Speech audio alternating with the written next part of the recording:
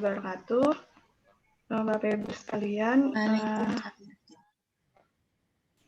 mohon izin untuk mencoba menyampaikan jawaban dari soal nomor 1, Bu Nurul. Soal nomor 1 ini disebutkan teori portofolio pada lini pasar kapital menyatakan keterhubungan linier antara expected return atau EI dan risiko yang direpresentasikan sebagai simpangan baku atau standar deviasi atau sigma dengan model EI sama dengan beta 1 tambah beta sigma I. Ya, ini persamaan 7.1, kemudian ini adalah datanya. Ini adalah datanya. Di sini beberapa data dari beberapa nama reksadana. Di sini ada data simpangan baku return tahunannya, kemudian ada rata-rata return tahunan atau EI-nya dalam persen keduanya. Kemudian soalnya lakukan pengujian menggunakan korelasi pangkat Spearman untuk menunjukkan apakah terjadi permasalahan heteroskidastatik pada penduga OLS atas persamaan 7.1 tadi. EI sama dengan beta 1 tambah beta sigma I. Nah, ini mungkin yang bisa saya terangkan. Yang pertama, kita menentukan EI cap-nya. Kebetulan saya menggunakan Excel di sini, jadi manual juga. Kemarin untuk soal saya jawab manual, tapi ini saya menggunakan Excel. Di Excel ini kita masukkan dulu nilainya ke dalam tabel.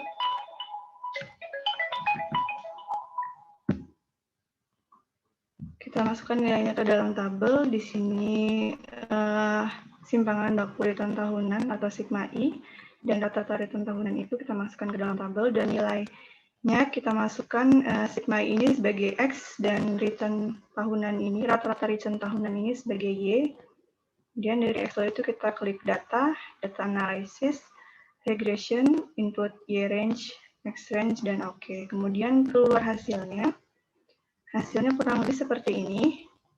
Dari hasil output ini bisa kita lihat koefisiennya untuk interceptnya sebesar 5,81, 9429624, dan nilai betanya 0,458958,304. Sehingga model yang terbentuk adalah EI cap sama dengan 5,81943 ditambah 0,4589 sigma I. Jadi terbentuk EI cap-nya, modelnya. Selanjutnya kita menentukan nilai EI cap dan EI mutlak. EI mutlak ini adalah hasil dari EI dikurangi EI cap. Jadi kita masukkan nilai sigma I tadi ke dalam model, kemudian kita dapat nilai hasil EI cap-nya. Kemudian EI cap, kita setelah mendapatkan EI cap-nya nilai tadi, kita masukkan lagi ke dalam EI mutlak tadi, EI dikurangi EI cap, jadi nilai EI ini dikurangi dengan EI cap, kita dapat nilainya. Karena ini mutlak nilainya, jadi kita tidak melihat plus minusnya. Setelah kita dapat EI cap dan EI mutlak tadi, kemudian kita mengurutkannya secara, kebetulan di soal tadi dimintanya ascending, jadi dari nilai terkecil sampai nilai terbesar dari sigma I dan EI mutlak tadi. Di sini kita dilambangkan sini R sigma I. Contohnya untuk nilai paling kecilnya 10,2, ini diberi nilai 1. Selanjutnya adalah 10,42 dan seterusnya sampai nilai yang terbesar itu 21,7 untuk sigma I. Kemudian kita beri skor urutan juga untuk EI mutlak tadi. Dari yang terkecil di sini 0,026929, selanjutnya ini 0,062762, seterusnya sampai yang Yang terakhir yang urutan ke-10, skor urutan ke-10-nya itu 1,241137. Setelah kita dapat skor urutan dari sigma I dan EI mutlak tadi, kemudian kita cari DI-nya. DI-nya ini adalah selisih dari nilai skor sigma I dikurangi dengan skor nilai mutlak EI. Iya, iya Pak. Maaf, saya interupsi. Coba diulang lagi masalah Pak. pengurutan gimana? Ulangi lagi. Ya, ulangi. Jadi setelah saya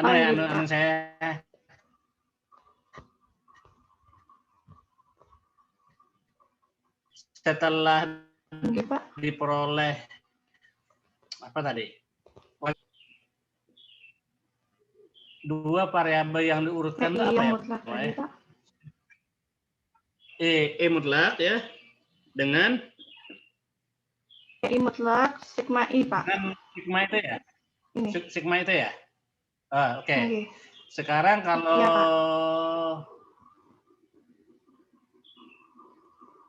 E mutlak diurutkan mana urutannya? Ini Pak, yang ulun lambangkan R. EI mutlak. Nomor 1, lihat dulu ya. Nomor 1, 002 ya. Kemudian yang kedua 006. Betul lah. Yang ketiga 0100 ya. Iya Pak. Ya, oke. Sekarang yang satunya lagi yang sigma ya. Urutannya ya, Pak, nomor 1 angka 10,2. 10,2 ya, betul ya? Nomor 2 10,4. Iya, Pak. Nomor 2 10,4. Bukan dari yang terkecil ke yang besar ya. Oke, selanjutnya cari difference ya. Difference apa? Ya, Pak, minus 5 didapat difference itu 4 dikurang 9. Oke, ya, minus 1, 9 dikurang 10. Oke, sudah. Oke, Pak. Ya. Dikurutkan difference-nya. Iya. Dikuratkan itu karena di dalam 25 didapat dari minus 5 dipanggalkan 2. Betul ya. 1 didapatkan dari minus 1 pangkat 2. 9 didapatkan dari 3 pangkat 2. 3 dan seterusnya. Oke. Ya, ya. Oke, lanjut. Silakan Bu Nurah, jelaskan lagi ke kawan-kawannya. Oke. Jadi setelah kita dapat yang nilai diferensiasinya dikuadratkan, ini totalnya nilainya 110. Kemudian kita masukkan ke rumus untuk menghitung korelasi Rayleigh-Spearman.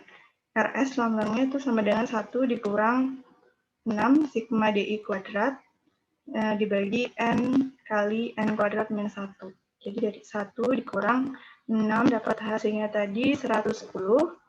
Kemudian dibagi 10 dikali 10 kuadrat dikurang 1, hasilnya ini 0,33333. Itu korelasi Rayleigh-Spearman-nya. Kemudian setelah kita dapat korelasi Rayleigh-Spearman-nya, kita masukkan ke dalam statistik ujinya.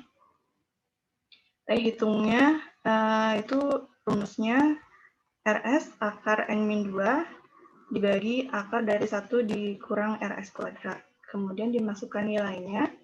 Ini 0,3333 dikali akar 10 minus 2 dibagi akar 1 kurang 0,3333 kuadrat. Nah, ini hasilnya 0,99999.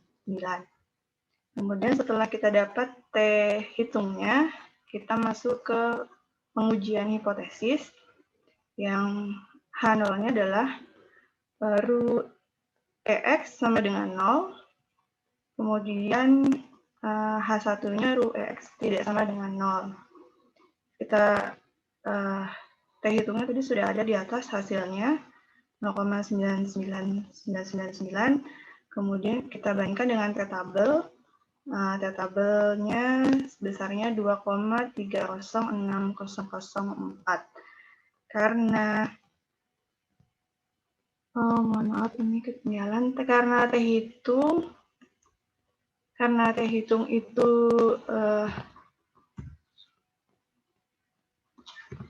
karena T hitung kurang dari T tabel, maka kesimpulannya kita terima H0. Dari terima H0 itu berarti tidak terdapat gejala heteroskedastisitas dari persamaan tersebut atau homoskedastisitas. Jadi mungkin dari residu prediksinya itu variasinya cenderung konstan gitu. Mungkin itu yang bisa saya sampaikan. Mohon maaf, mohon koreksinya. Ya, betul aja. Ya, terima kasih Bu Nurul. Tidak saya koreksi ya. Ya, sudah betul aja. Apa namanya? Prosedur mencarinya ya. Agak panjang, berapa halaman? 3 halaman ya. Tapi memang itulah ya yang harus kita jalani untuk melakukan pengujian atas kemungkinan atas pertanyaan kemungkinan adakah gejala heteroskedastisitas pada pemodelan ini ya. Jadi di sini ditunjukkan bahwa tidak terdapat gejala heteroskedastisitas karena dalam pengujian ini dihitung tidak bisa kita tunjukkan lebih besar daripada T tabel ya. Alfanya berapa yang dipakai ini berarti ya? Alfa 0,05 ya. Alfa 0,05. Iya, Pak. Iya, maksudnya iya. Dipaksa juga. Jadi prosedurnya itu kan kita mulainya alfa itu misalnya alfa 0,01 ya. Mulai alfa 0,01 taraf uji ya, pengujian 0,01. Kalau tidak berhasil naikkan jadi 0,05. Kalau tidak berhasil lagi dinaikkan 0,1 ya. Jadi ini sebenarnya kalau ingin menguatkan lagi pengujiannya ini gunakan taraf nyata pengujian 0,1. Tapi kalau saya melihat angkanya ya, itu angkanya dihitung untuk kecil ya 0,99 itu. Kalau dipasang di tabel dengan alfa 0,1 itu juga nilainya tetap besar. Artinya dihitung tetap tidak bisa kita tunjukkan akan lebih besar daripada di tabel ya. Ya, saya lanjutkan lagi saya dengan alfa 0,1 ya. Nah, setelah itu baru kita menerima apa namanya? Kenyataan yang muncul di hasil analisis ini. Oke ya, yang lainnya bagus sudah. Adakah yang mau ditanyakan?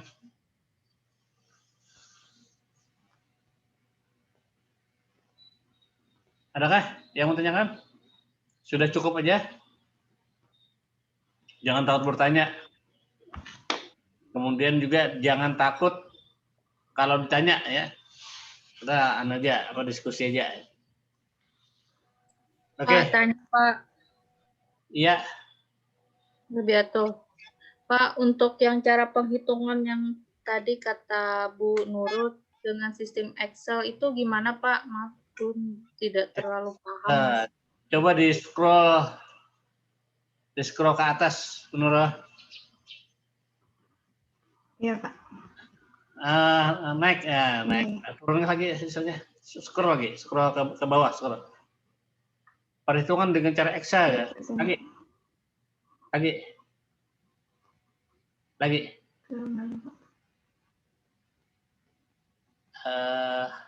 Nah, ini barangkali ya. Yang Excel kah betulkah ini menghitung ini nah. Menghitung apa namanya nih? Ini ya. Menghitung di Excel ada. Artinya menghitung dengan Excel, menghitung topi dulu ya. Menghitung topi dengan Excel udah ada ya. Artinya coba ke atas sedikit. Nah, itu ada modelnya ya. topi sama dengan 5,8 ditambah 0,4 sigma ya itu ya. Itu modelnya dari hasil pendugaan tadi ya. Nah, Jadi yang dimaksud ada Nurul ini menghitung dengan cara Excel itu adalah dengan memasukkan nilai apa itu sigma ya, memasukkan nilai sigma. Nilai sigma pertama yang dimasukkan itu adalah 12,1. Nah, jadi itu tunjukkan itu ya. 12,1. Jadi apa? 5,81 ditambah 0,45 dikali 12,1 sama dengan berapa? Nah, itu sama dengannya 11,37. Nah, itu barangkali yang dimaksud dengan Excel ya. Betul kan, Bu Nurul? Pengerjaan dengan Excel. Ini atau mungkin maksudnya Mbak Rabi yang ini kah? Perhitungan regresi. Iya, Bu. Mencari nilai beta. Ini regresi dengan apa? Beta 1 dan Excel kah? SPSS kah? Excel ini, Pak. Excel aja, Pak. Ya, Bu Nurul. Gimana, Bu? Saya tidak paham nih. Silakan Bu Nurul. Saya kalau menjelaskan nggak juga nih. Saya nggak pernah pakai ini. Tapi di Excel itu ada. Di Excel itu ada fasilitasnya ya untuk regresi ya. Atau langsung buka aja, Bu, di share dari Excel-nya, jadi kita belajar juga gitu. Gimana? Boleh, Pak. Silakan Bu Nurul. Bisakah menerangkan gimana? Ulun stop share dulu yang ini, Pak lah, yang share Excel-nya. Ya.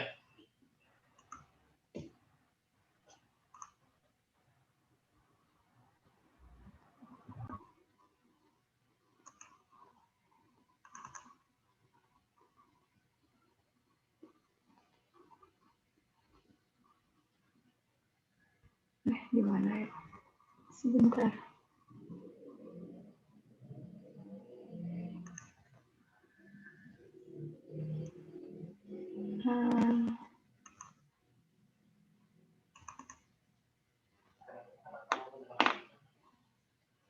Bisa. Ada apa? Iya, tapi ofisnya sudah yang angkat. Apanya? Ofisnya sudah yang dari aktivasi. Oh iya. Terus aku udah.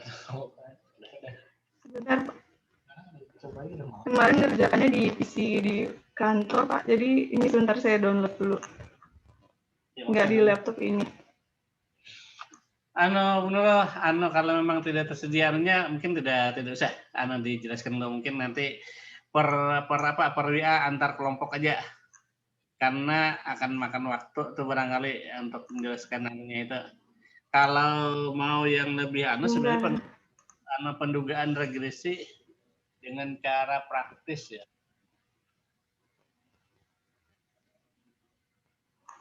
Pendugaan regresi dengan cara praktis dengan Excel ya.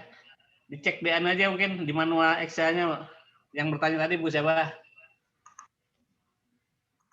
Yuda, Pak, sama Bu Rabia. Ya, perlu kan dijelaskan atau kita masuk ke yang berikutnya? Ini udah ya, ketemu, nanti. Pak. Kalau mau dijelaskan. Udah ketemu, Pak. Nggak apa-apa, Pak. Dijelasin bentar, Pak ya. Oke. Saya nggak paham banget, nah.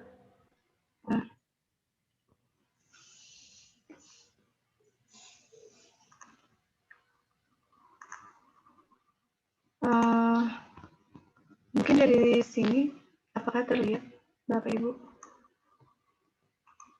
Terlihat.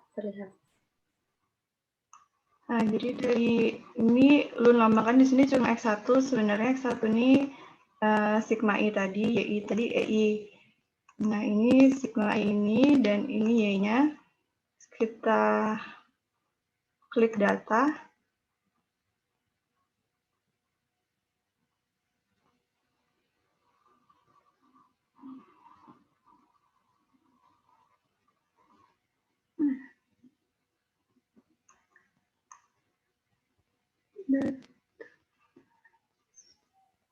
Add-ins-nya belum aktif itu Nurul, add-ins data Add-ins analisis. dulu Nurul.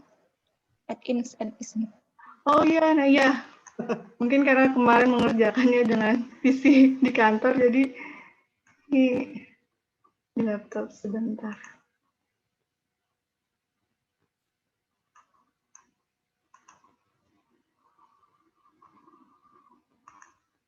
Oh iya, belum saya aktifkan tool pack-nya. Nah, oh ya, nah ini kita klik data. Tadi maaf belum nambahkan adds in-nya. Di sini data analysis. Terus kita pilih regression. Oke. Year range-nya kita pilih yang ini. Oh, sorry ya, agak. Kemudian S range-nya kita masukkan ini. Kita klik OK. Ini hasilnya, sama kayak tadi. Seperti itu kira-kira mungkin penjelasannya untuk mendapatkan yang tadi. Mungkin itu aja. Pakai apa Bu Nurul, pakai yang app yang aplikasi kemarin bisa ya? SPSS. Sama aja ya? Bisa. Nah, ya. Ini Excel. Sama, Excel. insya Allah sama. Berarti yang diambil itu yang regresinya. Ya. Nanti linear regression Bu kalau di SPSS. Regression linear kalau di SPSS. Apa? Regression? Regression linear. Oke. Mungkin sudah Pak. Excel itu bisa nggak regresi berganda? Harusnya bisa Pak, cuman belum mencoba, masih regresi sederhana biasanya. Oh gitu Pak, iya. Saya nggak pernah pakai Excel, saya biasa yang sederhana itu pakai SPSS. Mungkin ya kurang lebih aja mana yang praktis ya. Kemarin bisa kan yang kuliah pertama dengan dosen pertama? Iya, sama Pak Abdurrahman kemarin bisa sih. Bisa Abdurrahman yang berganda bisa Pak? Bisa. Asal jangan ada spasi kemarin, ada spasi satu kolom tuh nggak bisa kemarin. Asal jangan ada spasi kolom, Pak, jadi kolom yang kolomnya itu Pak, kolomnya ada yang terlewat, biasanya nggak aktif regresi bergandanya. Ya. Kalau Excel ini mungkin lebih praktisnya lah kalau data itu kita transformasi ya, karena rumusnya bisa di-copy ke bawah gitu ya. Mungkin itu salah satu kepraktisan dengan Excel dibandingkan katakanlah dengan SPSS. Kalau transformasi kan satu persatu itu per variabel. Kalau katakanlah melonkan, melonkan itu satu persatu tuh agak panjang anunya. Tetapi dengan SPSS, dengan Excel mungkin akan lebih praktis karena rumusnya tinggal di copy. Walaupun juga itu bisa lebih praktis juga kalau kita mau menggunakan SPSS ya, tetapi datanya itu kita siapkan dengan Excel. Jadi data transformasi kita siapkan dengan Excel setelah tersedia data transformasinya langsung masukkan ke dalam file Excel gitu. Langsung diolah, mungkin bisa praktis juga gitu. Oke, demikian itu ya untuk Bu Nurul tadi ya. Adakah lagi yang mau tanyakan? Berarti ini kan ya, kalau soal nomor 1 ini kan melihat rank Spearman ini, kemarin Ulun sempat nyoba-nyoba juga. Ketika dimasukkan ke data Excel atau data SPSS, kan data SPSS itu yang mentahannya kan nanti kita keluarkan outputnya, itu kan bivariate correlation, itu nanti yang kita masukkan bukan nilai X dengan nilai Y-nya, tetapi nilai X dengan nilai mutlak errornya ya Pak ya. Pada waktu apa itu? Pada waktu kita run SPSS, jadi kemarin Ulun sempat nyoba nilai X dan nilai Y-nya, ketika Ulun coba korelasikan rank Spearman antara X dan Y, itu beda dengan penghitungan manual. Ternyata pas Ulun ulang-ulang, kayaknya dimasukkan bukan X dengan Y, tetapi X dengan nilai mutlak errornya gitu. Nilai mutlak errornya? Ya, jadi bukan X dengan Y-nya yang dimasukkan di SPSS gitu Pak. Untuk mencari korelasi Spearman? Korelasi Spearman-nya, iya. Kemarin Ulun mencoba. Bentar loh ya. Mencari korelasi Spearman menggunakan SPSS gitu kah? Ya, mencari korelasi Spearman dengan manual ya. Ya. 1 dikurang 6 sigma DI itu tadi. Terusnya itu ya? Ya. Sama nggak rumusnya ya? Sama sih Pak kayaknya. Spearman dengan yang apa 1 dikurang 6 kali tadi itu sama nggak rumusnya ya? Sama Pak ketika dimasukkan nilai X dengan nilai mutlak EI-nya. Sama. Sama. Jadi mungkin agak nggak bisa langsung gitu ya. cuma nggak bisa langsung. Jadi biasanya Harus kan kayak kalau harus transformasi ada dulu ya. transformasi lagi ke EI-nya. Baru sama kalau diambil harga mutlak galetnya. Iya, betul Pak. Oh gitu kah? Iya oke lah, saya nggak pernah mencoba itu ya. Karena yang rumus yang tadi kan dengan rumus ya, kita kerjakan dengan manual ya. Oke gitu sudah anunya. Kalau memang begitu anunya. Tapi untuk sementara itu kan mencoba-coba ya gitu ya. Kalau kita sekali jalan ya gunakan resep lah gitu. Resep mencari korelasi pangkat Superman gitu ya. Karena itu korelasi pangkat yang dikorelasikan ya, bukan apa namanya itu. Kalau statistik non parametrik itu ya, kalau menggunakan pangkat itu Superman itu bukan korelasi yang biasa. Rasanya korelasi biasa itu korelasi juga ya. Kalau di SPSS itu kan ada korelasi kendal tahu, korelasi persen. Kalau biasanya kan kita persen ya Pak ya? Persen ya, korelasi persen ya, betul. Ya, ya oke deh. Barangkali aja ya, lanjut ke soal yang berikut. Siapa kemarin yang bertugas presentasi? Kemarin itu kan Pak Yuda Pak. Nah. Kemudian karena Yuda soalnya ganjil, NIM-nya ganjil juga, akhirnya ditunjukkan Pak 1 orang yang genap ya. Iya Pak. Jadi kemarin Yuda kan nunjuk Pak Ripani Pak. Iya. Ya, terlepas Pak Ripani ya Yuda juga belum begitu paham. Jadi ya Pak Ripani bisa saling bantu lah. Ya sudah, silakan Pak Ripani. Ulun coba share screen sebentar ya Pak ya, sambil nyoba nih.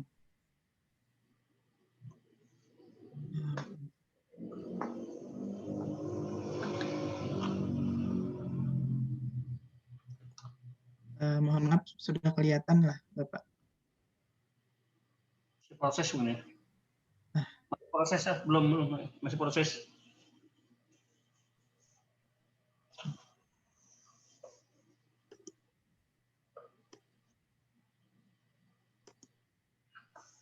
Nah, ada. Iya. Sebentar Pak lah. Agak ini nih, agak lelet di laptop ulun. Oke. Ulun mencoba menjawab. Assalamualaikum warahmatullahi wabarakatuh. Ulun mencoba menjawab soal nomor 2, Bapak Ibu. Mohon maaf sebelumnya kalau tulisannya hanya tulisan tangan nih Pak. Kemarin belum mempersiapkan untuk. Bapak masih bisa dibaca. Oke. Baik diketahui untuk soal nomor 2 ini kita ketahui bahwa ada data yaitu data rata-rata pengeluaran dan rata-rata pendapatan per minggu rumah tangga. Dari data ini ulun bisa menyimpulkan bahwa ada 2 variabel di sana. Yang pertama adalah variabel X. Variabel X itu adalah pendapatan per minggu rumah tangga dan variabel Y-nya adalah pengeluaran untuk pangan. Kemudian dari data di atas ini kita ingin melihat apakah ada terjadi heteroskedastisitas dengan menggunakan uji Goldfeld-Quant test. Hipotesis yang akan kita gunakan nantinya adalah 0 error bersifat homoskedastik, H1-nya error bersifat heteroskedastik. Dari pemaparan Bapak kemarin, ulun mencoba mengambil kesimpulan untuk langkah-langkah penggunaan uji Goldfeld-Quant test ini. Yang pertama adalah kita harus mengurutkan data pengamatan menurut nilai X dari yang terkecil hingga yang terbesar untuk kasus regresi sederhana seperti ini. Jadi untuk regresi berganda rasanya agak berbeda lagi gitu. Kemudian setelah nilai X-nya kita urutkan dari terkecil hingga terbesar, kita akan melakukan mereduksi sekian buah pengamatan yang terdapat di tengah-tengah dari X terkecil hingga X terbesar tadi. Pada kasus soal ini terdapat 40 data amatan, maka C buah pengamatan yang akan kita reduksi adalah seperempatnya dari 40, yaitu 10 buah. Kemudian setelah kita buang 10 buah tadi, maka nanti ada yang maka akan terbagi dua subsampel, dua kelompok subsampel yang nanti akan memiliki ukuran yang sama. Subsampel pertama itu nanti yang X-nya dari urutan kecil, kemudian subsampel kedua nanti X-nya yang besar, seperti itu.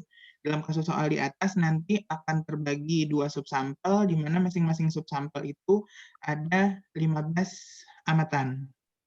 Kemudian pada masing-masing amatan itu, pada masing-masing subsampel itu, dua subsampel tadi, masing-masing kita lakukan regresi.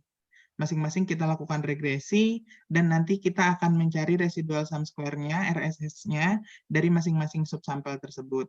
Kemudian RSS tadi akan kita pakai untuk menentukan nilai F hitung kita, di mana nilai F hitung kita adalah residual sum square dibagi dengan derajat bebasnya. Untuk yang kasus ini, karena dia dari kecil terbesar, berarti residual sum square subsampel kedua dibagi dengan residual sum square yang pertama. Kemudian nanti nilai F tabel ini akan kita bandingkan dengan F hitungnya. Tolak H0 jika F hitungnya lebih besar daripada F tabel. Artinya terjadi heteroskedastisitas di sana. Kemudian Ulun mencoba menjawabnya dengan bantuan Microsoft Excel.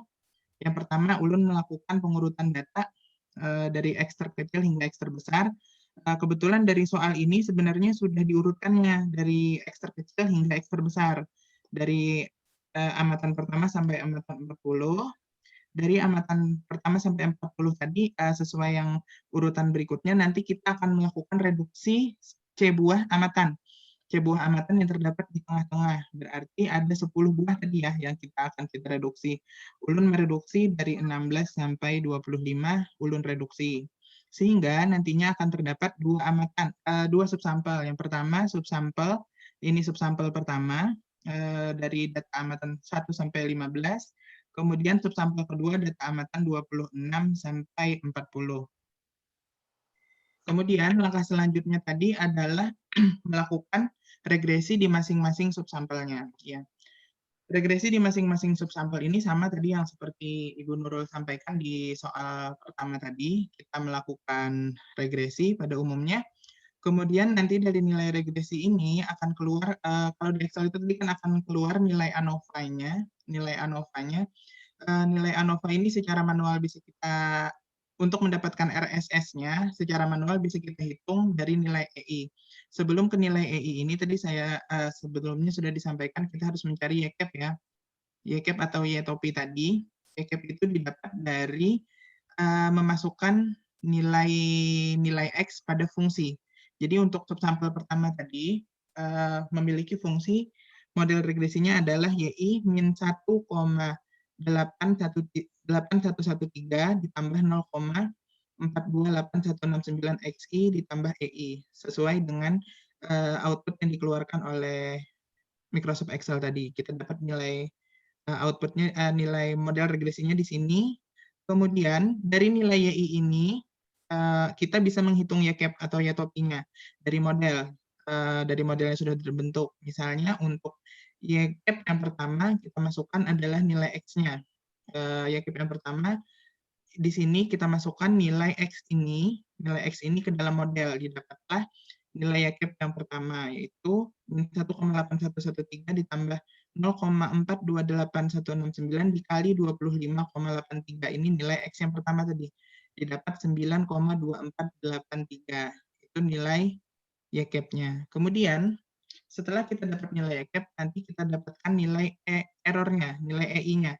EI adalah nilai Y dikurang nilai YCAP-nya. Dapatlah EI. Kemudian EI akan kita kuadratkan. Sehingga sigma EI kuadrat itu adalah sama dengan residual sum square. Residual sum square-nya sebesar 189,0463 sama dengan nilai ANOVA-nya. ANOVA kita ambil yang residualnya dan 189,0463. Insya Allah sama nanti penghitungannya manual maupun dengan Microsoft Excel. Kemudian derajat bebasnya insya Allah nanti sama antara derajat bebas yang di ANOVA dengan yang derajat bebas yang hitung manual. Derajat bebas hitung manual kan dituliskan dengan N-C per 2 dikurang K-1, K plus 1. N-C-nya adalah 40 minus 10 dibagi 2, dapat 15 dikurang K plus 1. K plus 1. K-nya itu adalah variabel explanatory atau variabel independennya. Variabel independennya untuk regresi sederhana adalah 1, maka 1 ditambah 1. 15 kurang 2 sama dengan 13. Sama dengan nilai ANOVA, derajat bebasnya adalah 13. Itu untuk yang untuk yang subsampel pertama. Sama kita lakukan untuk subsampel keduanya. Kita lakukan regresi hingga menentukan sigma EI kuadratnya. Didapatlah nilai. Bentar, saya supaya terurut ini. Coba di scroll lagi ke ke atas yang rumus F hitung itu mana? F hitung, iya. Ya. Ini mana? Belum Ini lagi. Pak. Iya ini. Oke. Iya. Ini, nah, kalau diperhatikan rumusnya ya, yang hitung ya, yang pembilang lah, pembilang itu tadi yang dibicarakan sampai 1 ya, yang di bawah ya. Ya Pak, yang penyebut satu ini. Betul. Yang penyebut itu jumlah E pangkat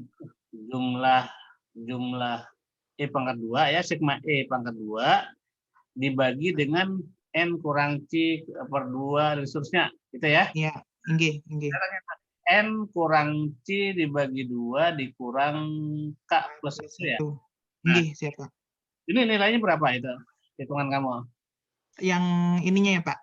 Iya. Oh, ini ya, Pak. Yang pembagi jumlahan itu sama nggak itu dengan derajat bebas galet untuk 1? Sama, Pak.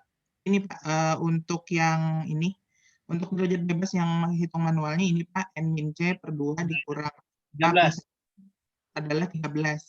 ANOVA yang dihasilkan di Excel juga 13, Pak. Ya, oke, ya, sudah. Terus ya. Nggih. Terima kasih, Pak. Ya, ini tadi kita dapatkan subsampel pertama yang nantinya akan menjadi penyebut ya, Pak ya. Akan menjadi penyebut. Kemudian subsampel kedua sama kita lakukan regresi dan kita dapatkan nilai RSS-nya adalah 1268,68 dan derajat bebasnya juga sama sebesar 13. Kemudian setelah kita dapatkan RSS atau error kuadrat residual sum square dari masing-masing subsampel tadi, maka kita lakukan uji F atau F hitungnya dengan rumus yang ini tadi. Sigma E kuadrat yang kedua atau residual sum square subsampel kedua dibagi dengan residual sum square yang pertama. Saya interupsi lagi lah ya. Yang tadi mana rumus kamu? Yang rumus tadi mana? Yang urusan kamu bicarakan tadi. Bentar, Pak. Yang ini, Pak. Nah, ini ya, oke ya. Itu kan dari bebas sama ya? Iya, Pak. Yang pembagi untuk pembilang, pembagi untuk penyebut sama 13 kan? Sama, iya Pak. Ya, berarti itu F hitung itu sama dengan jumlah sigma EI 2 kuadrat dibagi dengan 1/2. Iya Pak. Ketemu kan F hitungnya? Iya, ketemu yang ini Pak. Berarti itu apa? Jumlah kuadrat ya? Jumlah kuadrat galet. Iya Pak. Jumlah kuadrat galet dari masing-masing subsampel. Sama dengan 6,7 ya? Iya, 6,71. Nah, sekarang saya lagi. Itu sama nggak kalau F hitung tuh nilainya dengan membagi kuadrat tengah? Sama, Pak. Sama juga? Sama. Jadi, jadi kalau yang ulun amati dari rumus ini, sigma EI kuadrat per derajat bebasnya itu adalah residual mean square nantinya. Jadi sama dengan nilai tengahnya. Kuadrat tengah? Iya. Kuadrat tengah galet? Iya, sama, Pak. Oke, iya, udah sama itu. Iya. Ini kan penyederhanaan karena derajat bebasnya masing-masing dihilangkan karena ada di pembilang dan ada di penyebutnya. Iya, betul. Iya, Pak. Jadi dari hasil F hitungnya ini sama dengan 6,710951 dan F tabel untuk alfa 0,05 derajat bebasnya 13 dan 13 adalah 2,58. Karena F hitungnya lebih besar dari F tabel, maka 0 kita tolak, artinya terjadi heteroskedastisitas pada data model regresi rata-rata pendapatan per minggu rumah tangga dan rata-rata pengeluaran untuk pangannya. Kemudian dari soal ditentukan bahwa jika diasumsikan pada pola heteroskedastik terjadi pola adalah sigma EI kuadrat sama dengan K kuadrat XI kuadrat, maka dengan menggunakan uji Goldfeld-Quant kita akan mentransformasi data tersebut, Pak. Akan mentransformasi, jadi modelnya nanti akan kita transformasi yang pada mulanya model YI sama dengan B0 plus B1XI plus EI, karena ini heteroskedastiknya terstruktur menjadi K kuadrat plus K kuadrat XI kuadrat, maka bentuk transformasinya adalah seperti ini. YI per XI sama dengan B0 per XI plus B1 plus EI per XI dengan variansnya nanti konstan menjadi K kuadrat atau akan homoskedastik dinilai K kuadrat. Kemudian karena kita perlu transformasi berarti perlu kita transformasikan nilai YI dan XI-nya. Yang pertama nilai YI, yang YI ini kita transformasi ke bentuk YI per XI. Ini nanti akan menjadi Y model baru, Y transformasinya adalah transformasi dari YI per XI. Kemudian yang kedua, data XI. Data XI ini karena modelnya sudah tertransformasi, kita harus mentransformasikan juga data XI-nya menjadi seper XI. Jadi nanti model yang baru yang akan kita lakukan uji Goldfeld-Quant tadi, nanti akan ada dua data yang tertransformasi, ini nilai YI per XI dan nilai seper XI. YI per XI ini menjadi Y yang baru, dan seper XI ini adalah X yang baru. Akan kita peroleh nilainya adalah sebagai berikut. Ini Pak, ini Y yang baru dan ini adalah X yang baru, Y per X dan super X. Sama dengan tahap pertama tadi, kita mengurutkan dari yang terkecil hingga yang terbesar untuk nilai X-nya. Saya urutkan dari yang terkecil hingga yang terbesar, kemudian dilakukan reduksi untuk 10 amatan, karena tadi sama-sama 40, berarti kayaknya juga sama, ada 10 amatan, dan kita bagi menjadi 2 subsampel yang masing-masing berisi 15 amatan. Subsampel pertama ada 15 amatan, dan subsampel kedua ada 15 amatan. Dari 2 subsampel tadi, kita lakukan lagi regresi di masing-masing subsampel yang sudah kita transformasi tadi. Sama tadi, sama, tahapannya sama dengan yang pertama sebelum ditransformasi tadi. Pada subsampel pertama, kita memiliki residual sum square sebesar 0,151876. Kemudian pada subsampel yang kedua, kita memiliki residual sum square sebesar 0,064035. Berdasarkan dua subsampel tadi, kita kembali menghitung nilai F hitungnya. Sebentar. Ya, nilai F hitungnya kita dapatkan adalah 0,064035 dibagi 0,15876. Didapat 0,421627. Karena F tabelnya sama ya, 2,58. Karena F hitung kurang dari F tabel, maka H0 dapat kita terima. Artinya pada model regresi transformasi, regresi tadi yang sudah ditransformasi untuk transformasi rata-rata pendapatan per minggu rumah tangga dan rata-rata pengeluaran untuk pangan tidak terjadi heteroskedastisitas atau sudah mengalami homoskedastisitas. Baik, mungkin itu Pak.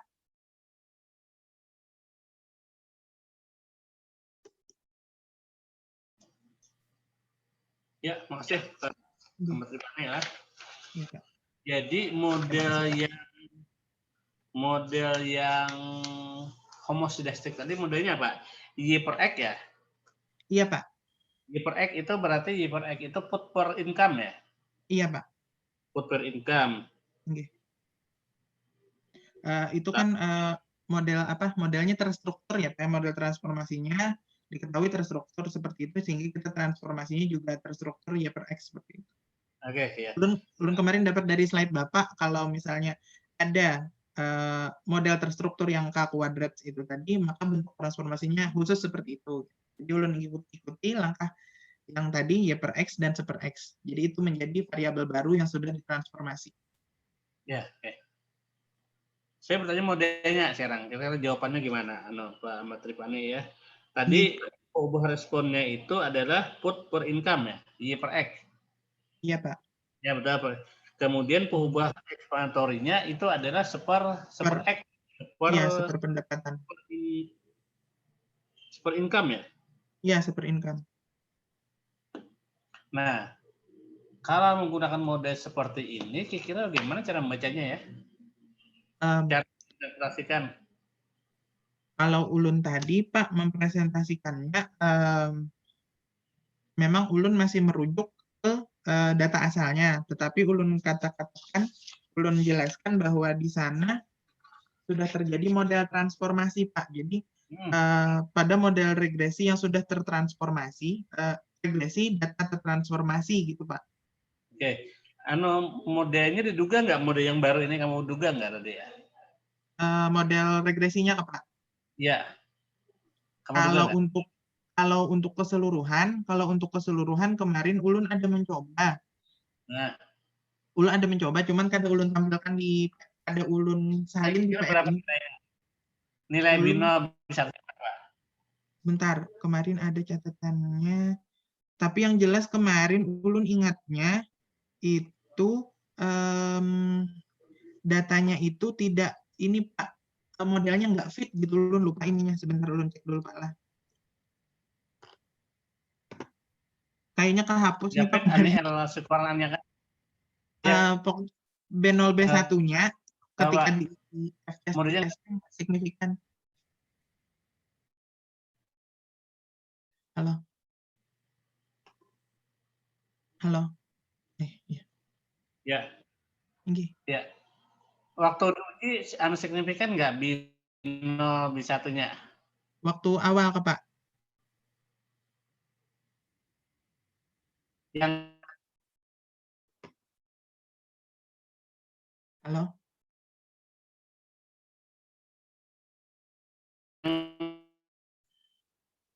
Maaf, Pak, terputus. Model yang hasil transformasi signifikan nggak mau anunya? Bino ya, anunya. Oh, ini. Pada saat data awal, ulun nyoba diuji nggak bino bisa pada awalnya ulun menguji, Pak, yang untuk data awal.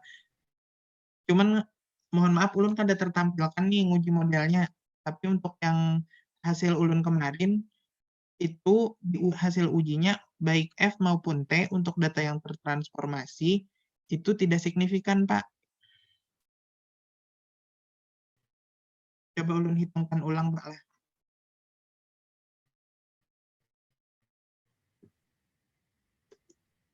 Ya.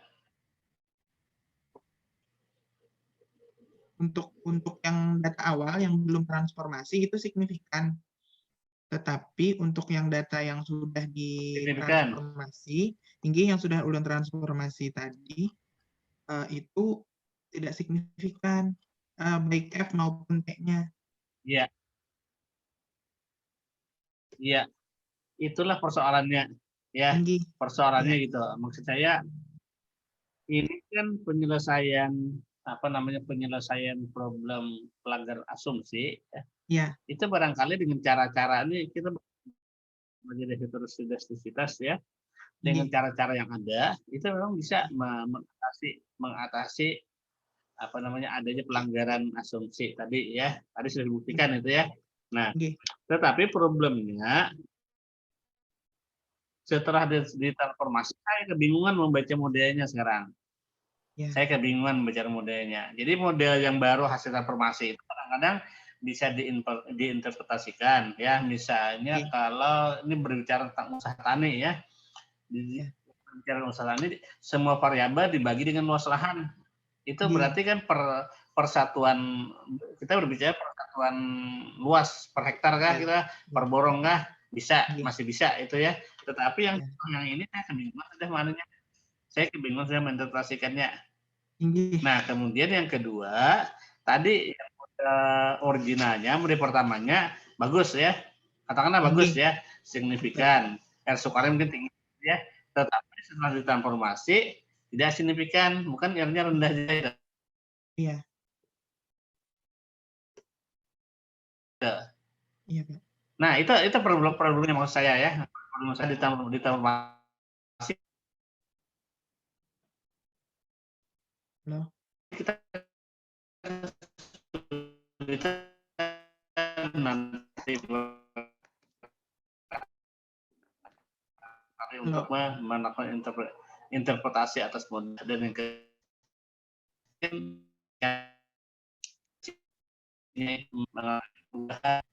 pertama data diamati dengan baik, jangan sampai terjadi error measurement, salah pengukuran, ya macam-macam.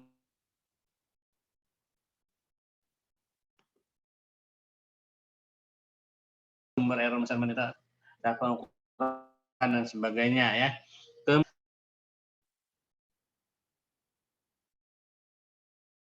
Mohon maaf, itu juga dari awal mengekspresi model.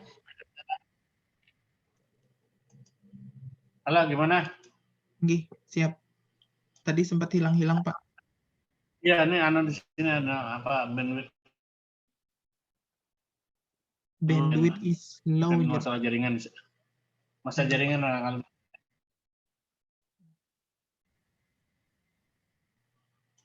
Nah, jadi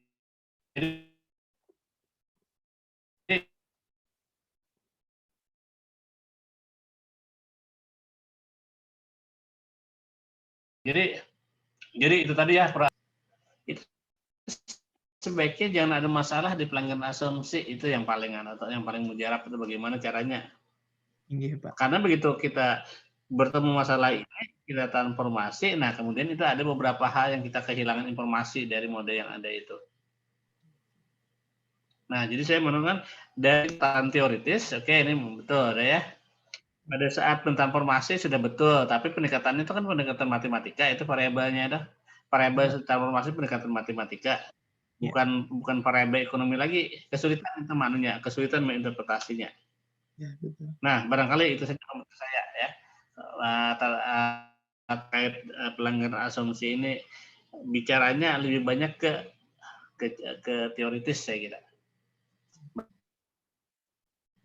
Ada data di regres, ada persoalan informasi dengan pendekatan matematika, kemudian hasilnya itu sudah mengatasi masalah pelanggaran asumsi tersebut, tetapi konsekuensi dari itu semua, nah itu dulu saya bertanya ke teman saya juga, bingung juga dia bagaimana konsekuensi interpretasi dari semua itu. Nah ini yang tidak terjawab itu barangkali.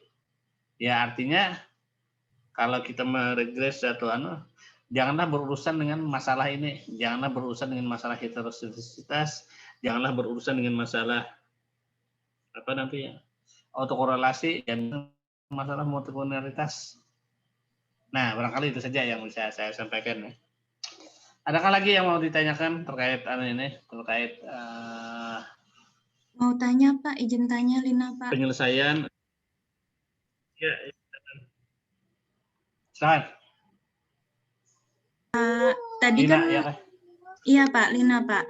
Tadi kan Bapak bilang di yang presentasi pertama kalau ternyata dia heteroskedastis, taraf ujinya dinaikkan gitu ya Pak.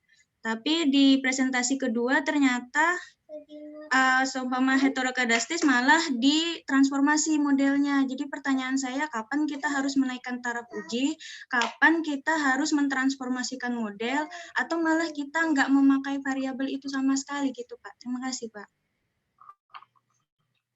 Yang pertama, mentransformasi setelah kita memperoleh bukti bahwa model itu, data itu memiliki masalah heteroskedastis. Jadi model itu salah satu jalan keluar untuk mengatasi pelanggaran asumsi tersebut. Nah, jadi memang dinaikkan taraf nyata pengujian itu untuk memastikan kita bahwa memang tidak ada masalah heterosidastisitas. Artinya Pak Hano tidak dapat ditolak. Kita tadi alfa yang dipakai itu kan 5% sudah bisa menunjukkan bahwa Hano itu tidak dapat ditolak. Tetapi untuk lebih meyakinkan kita bahwa memang di situ tidak ada masalah heterosidastisitas, coba naikkan ke 10%, 0,1. Apakah betul juga? Kalau saya tadi melihat angkanya betul itu. Jadi sudah kalau kita naikkan taraf nyata pengujian, itu semakin mantap kita bahwa memang data itu tidak memiliki masalah heterosidastisitas. Artinya kalau di situ kesimpulannya kita tidak perlu melakukan transformasi. Tetapi yang punya Pak Rifani tadi diuji dengan apa ujinya Pak Rifani? Goldfeld-Quant, Pak. Goldfeld ya. Goldfeld-Quant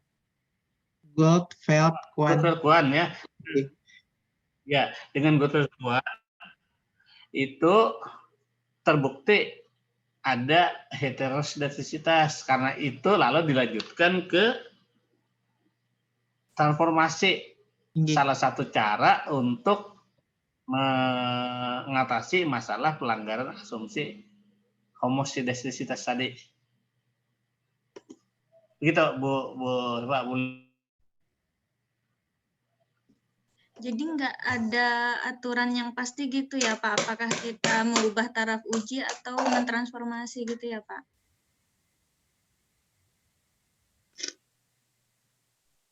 Merubah taraf uji itu kan untuk meyakinkan kita ya. Untuk meyakinkan kita memang betul tidak ada heterosidastisitas. Kita nanya betul tidak ada heterosidastisitas. Jadi biasanya batasannya itu sampai 0,1 atau 10% batasannya. Kalau pingin ada batasan itu 10%, kalau sudah itu tidak sudah jangan berarti memang betul sudah kita yakin bahwa tidak ada heterosidastisitas. Nah, kalau ternyata ada heterosidastisitas ya lanjut yang ke transformasi tadi. Ya, gitu ya, Bu Dina. Ya, Pak. Makasih, Pak. Ya. Silakan. Pak, mau tanya, Pak. Lagi. Ya. Kalau misalnya dari yang 2 kasus ini, soal nomor 1 sama soal nomor 2, jadi bisa aja nanti kayak misalnya untuk kasus kedua ini dikerjakan dengan rank Spearman misalnya.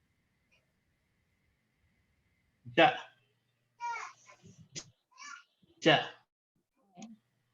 Ada itu ini juga Pak, kadang-kadang hasilnya. Kenapa harus menggunakan Spearman? Kenapa harus menggunakan Goldfeld ini? Mana yang paling mudah? Itu ya. Yang paling mudah rasanya itu apa mungkin ada pembandingan antara cara itu ya, saya nggak tahu apakah ada pembandingan mana yang lebih baik antara Spearman atau Goldfeld-Quant atau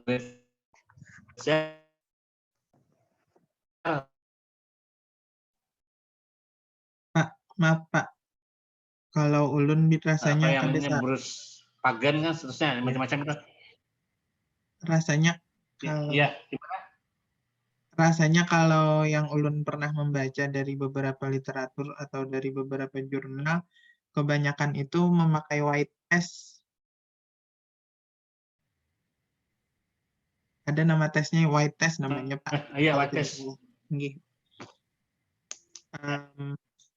Cuman terkadang ini Pak, itu terkendala di SPSS itu untuk output heteroskedastisitas sendiri rasanya mereka tidak menggunakan uji ini Pak. Rasanya. Saja di presentasi saya itu ada juga white test ya. Bruce Pagan dia Pak terputus ini. SPSS menggunakan white test ya.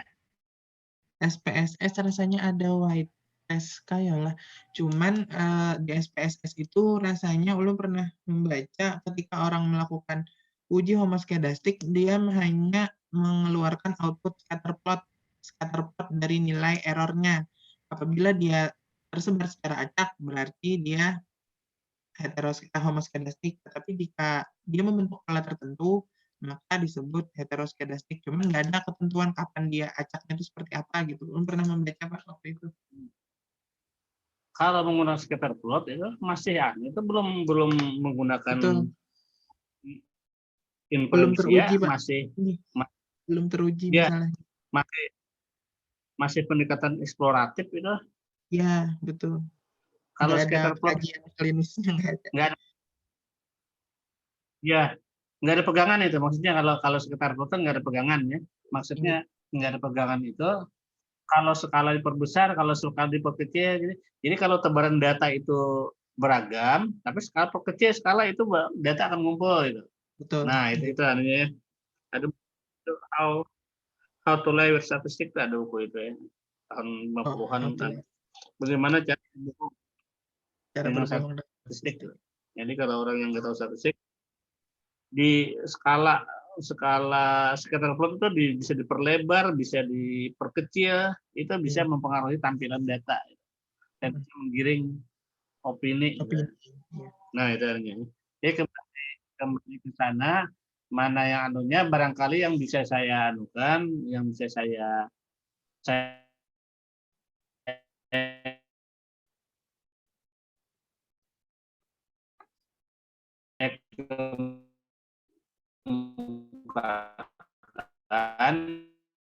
itu barangkali Gletser itu salah satu, Gletser atau Bruce Pagan itu kalau bentuk heterosis bisa dispesifikasi, maka tindak lanjutnya adalah mentransformasi. Bagaimana transformasinya? Kalau tadi kan cenderung mencoba tuh yang Rifani itu ya, cenderung mencoba-coba menggunakan transformasi dibagi dengan perubahan eksploratori. Nah, tetapi kalau menggunakan itu untuk hubungan antara galat dan perubahan eksploratori itu sudah tertentu di spesifikasi di pengujian itu, sehingga akan memudahkan nantinya kalau di situ. Nah, kalau Sperman dan Goldblatt-Kwon itu tidak, masih memberikan bagaimana bentuk heterosidasitas itu, sehingga pada saat melakukan transformasi trial and error, mencoba-coba mana yang baik, coba diuji, itu panjang. Dan nah barangkali tadi pertanyaan Bu Agung itu ya, pertanyaan itu kalau ingin melihat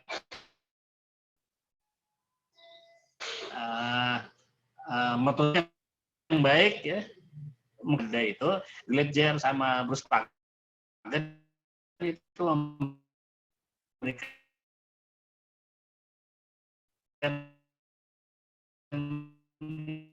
informasi kita bagaimana bentuk gitu. Itu memberinya pada. Oke, lanjut, ada lagi? Sisa waktu 1 jam nih. Cukup dulu ya untuk heterosidasitas cukup dulu sampai sini ya. Kalau nggak ada, saya lanjut ke materi perkuliahannya. Ya, Pak.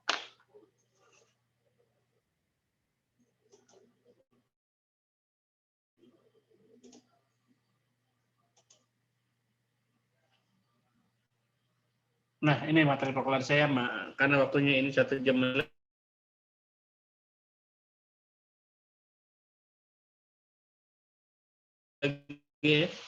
Saya mungkin di bagian pengantar. Ini suaranya putus, Pak.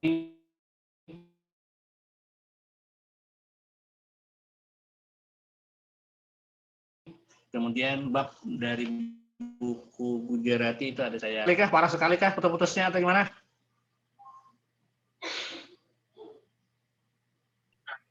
Ini soalnya anunya juga nih, video Anda ini juga tidak kelihatan ya ini. Ada gangguan di jaringan nih. Jadi materinya,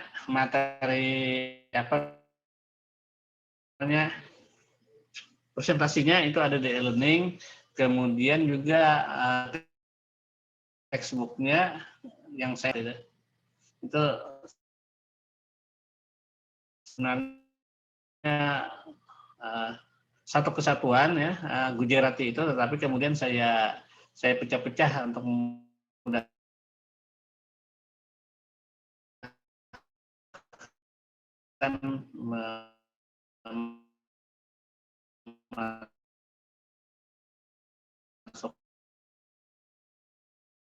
masukkannya ke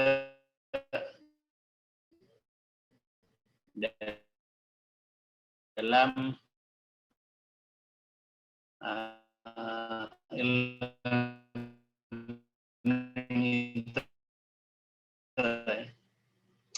nah, jadi apa yang dimaksud dengan nah itu yang paling gampang menunjukkannya secara matematik asumsi relasi itu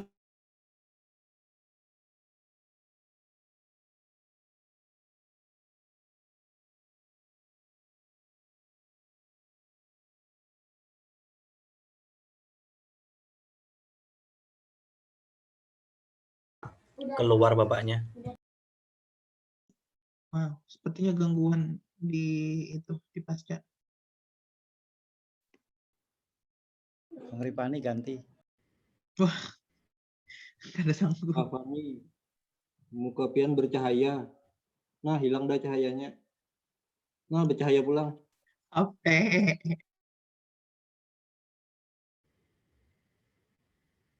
Lagi buka handphone, Pak.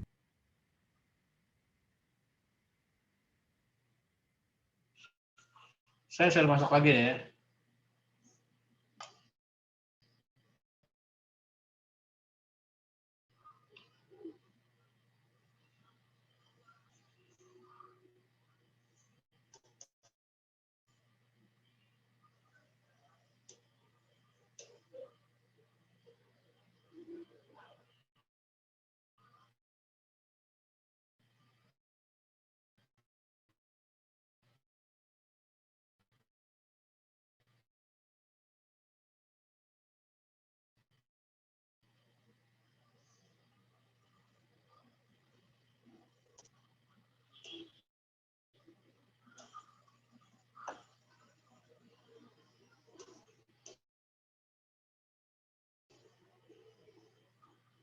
Sudah kelihatankah share? Sudah, Pak. Ya, Pak, tapi suaranya masih putus-putus. Sudah, Pak.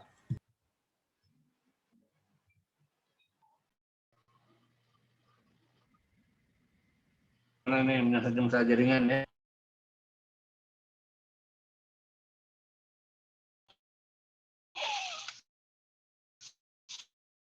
Saya coba aja lagi ya. Jadi bukan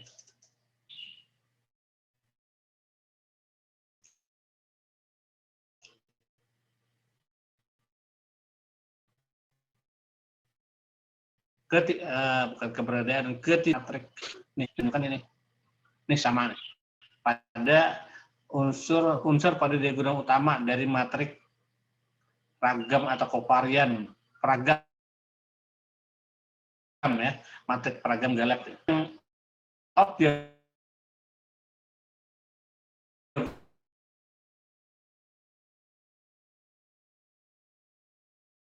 gunanya nilainya 0. Ini menunjukkan satu bentuk matrik dari peragam galat itu seperti ini. Ya, kalau boleh disebut ini bagus bentuknya ya.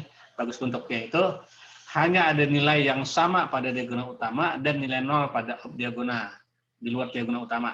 Nah, kondisi inilah yang disebut memenuhi asumsi homosidastik dan memenuhi asumsi no autocorrelation, tidak ada autokorelasi.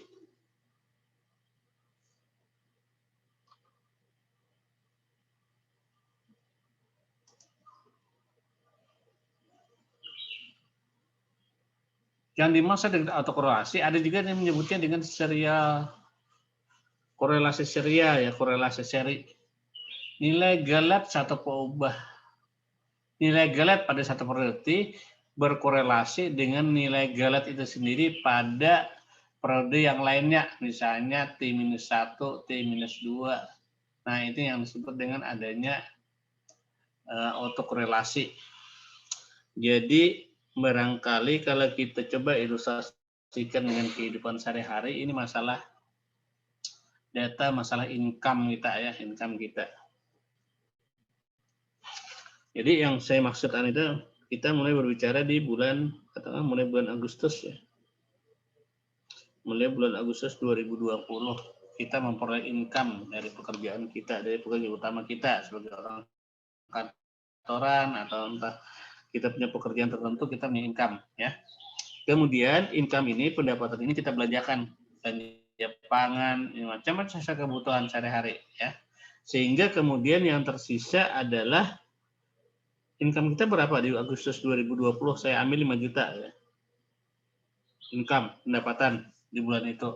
Dibelanjakan pangan, dibelanjakan pulsa, dibelanjakan bahan bakar, belanja listrik, dan sebagainya. Tersisa dari 5 juta tadi ya, tersisa 500.000 pada bulan Agustus. Kemudian kita masuk ke bulan Agustus, September. Di bulan September kita dapat income yang sama, dapatnya berapa? 5 juta juga seperti itu. Ya, kita dapat income 5 juta. Tetapi sisa bulan yang lalu ada 500.000, sehingga apa namanya ini disposable income kita yang bisa kita belanjakan itu bukan 5 juta, tetapi 5.500.000. Nah, itu berarti ada keterkaitan sisa bulan yang lalu dengan pendapatan kita bulan September. Nah, itu salah satu fenomena yang memunculkan masalah autokorelasi ini. Jadi autokorelasi ini memang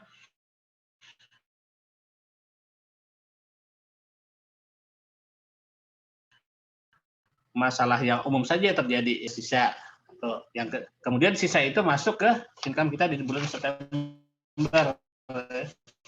Tetapi kemudian bisa juga sebaliknya, kita punya income, belanja macam-macam di bulan Agustus, ternyata kelebihan belanja, kita belanjanya berapa? 5.500.000, 500 mana? Minus 500.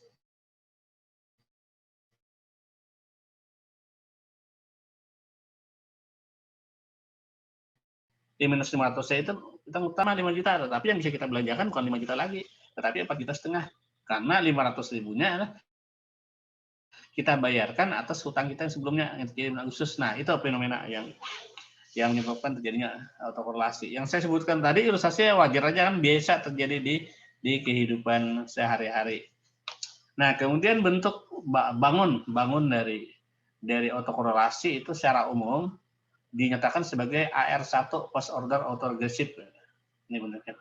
Jadi antara ini galet ya, ini galet pada periode yang ketiga dengan galet pada periode T-1, berarti periode sebelumnya itu ada satu keterhubungan yang keterhubungan itu bisa kita regres dalam bentuk yang seperti demikian. Nah, yang bentuk seperti demikian ini adalah yang disebut dengan autoregressive order 1, post order autoregressive. Regresi biasa, regresi sederhana. Dengan tanpa adanya Santa. Nah, kalau ada keterhubungan ini, kalau ada autoregresif antara galet yang berbeda itu, maka dengan sendirinya ininya nih, ROPI ini akan signifikan. Nah, itu yang kemudian ini kita uji untuk menyatakan apakah autokorelasi itu eksis atau tidak, ya, dengan memperhatikan RO itu signifikan nggak keberadaannya itu. Kalau signifikan ya ada gejala autokorelasi, tetapi kalau tidak signifikan, seperti biasa kita menguji regresi biasa ya, berarti keterhubungan antara IT di sini, IT dengan IT-1 itu tidak ada. Nah, itu kalau tidak ada berarti tidak ada masalah autokorelasi. Nah, kalau ini hanya penjabaran, ya ini penjabaran dari pendugaan atas RO ini. Kopi galet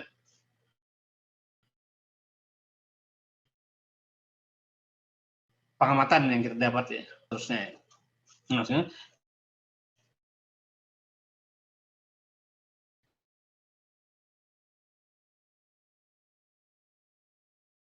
bangun autokorelasi bisa dari autokorelasi ini dibatasi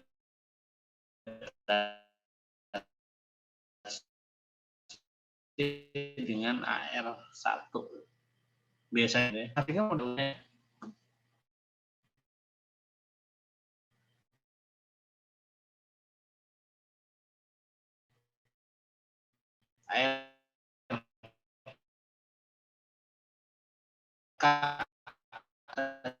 air tidak terhingga ini. Row 1 ada nanti ada pagar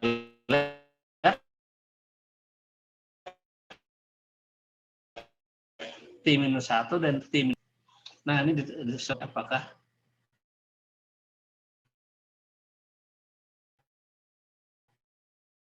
apakah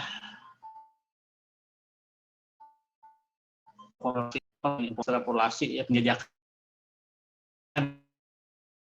apakah ada atau tidak autokorelasi waktu, apakah ada pola.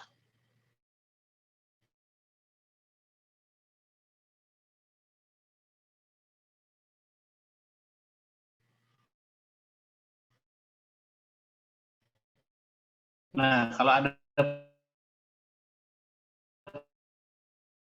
pola ini satu petunjuk bahwa barangkalinya jika pada saat galet itu kita plot dengan D kali atau G. Nah, ini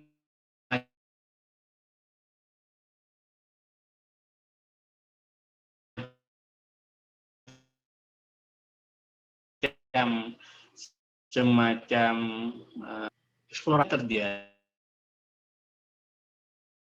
Jadi pada data waktu, data cross section itu autokorelasi hanya kita uji untuk data yang sifatnya data time series.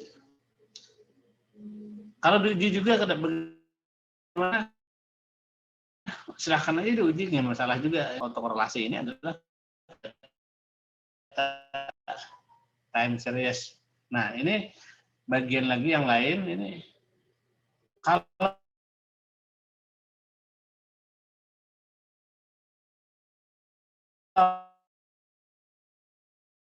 ternyata tidak ada pola dan negatif pola di situ.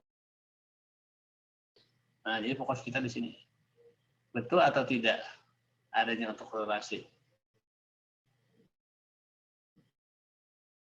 Bisa didekati dengan ini ya. Teknologi komputer saat ini masih karena untuk mendapatkan koefisien dengan cara inferensial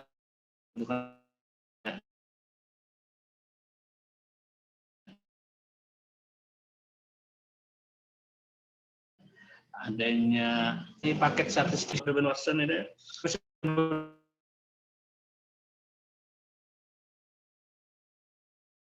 Watson itu sekejap bisa dimunculkan. Ada sebagian itu yang kita conteng untuk meminta agar juga dalam pengujian itu, dalam analisis itu, dalam pengolahan data itu, selain koefisien determinasi R kuadrat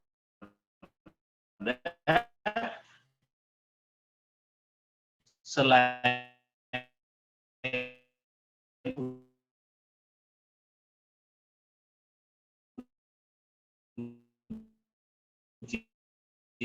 F selain UDT bisa juga dimasuk data ini disandingkan ya produk ke belakang ya galat itu setelah regresi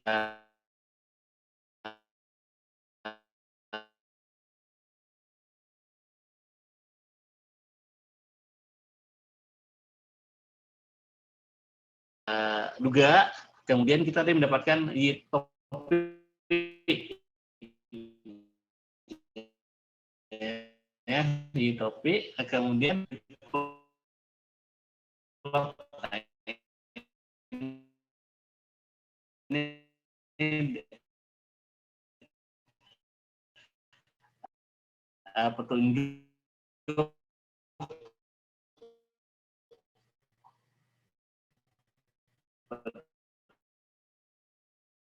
petunjuk barangkali ada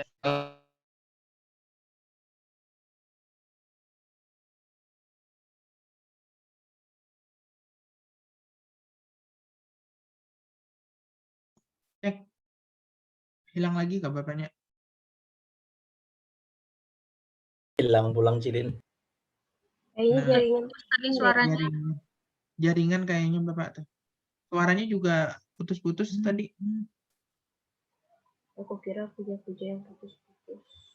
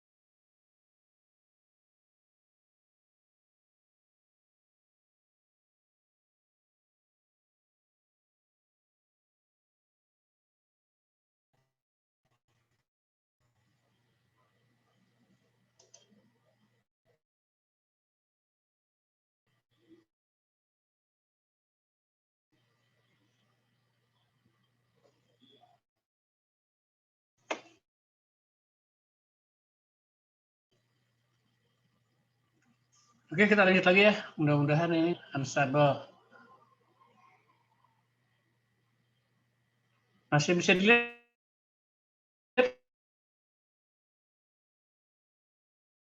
Belum muncul, Pak. Belum muncul, Pak. Terus suara Bapak putus-putus. Share screen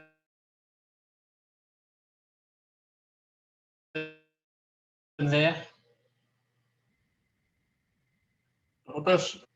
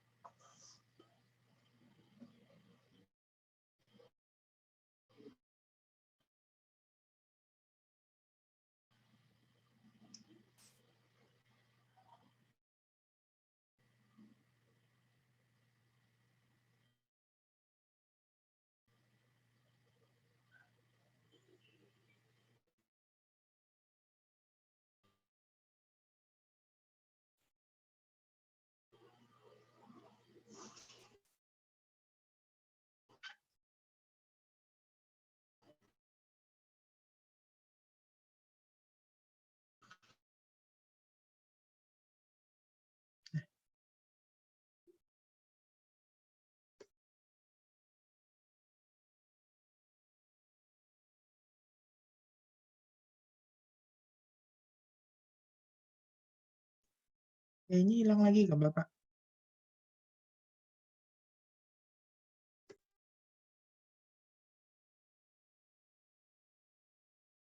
Sedang kalau jamnya.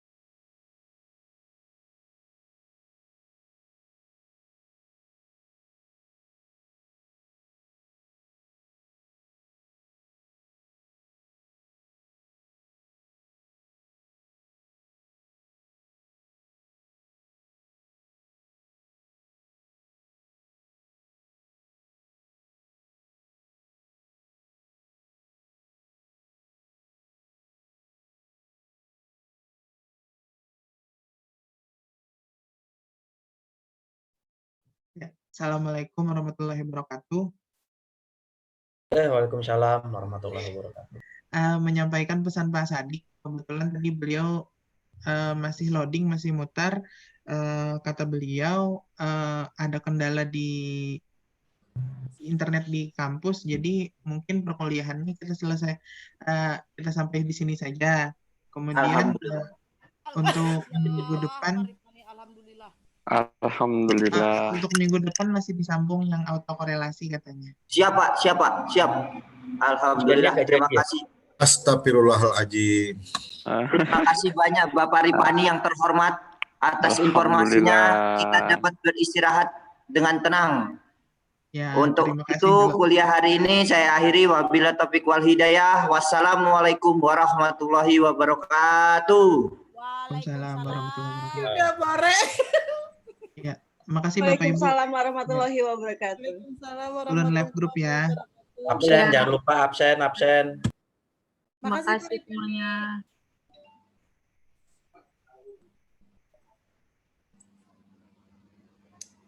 Ya, udah.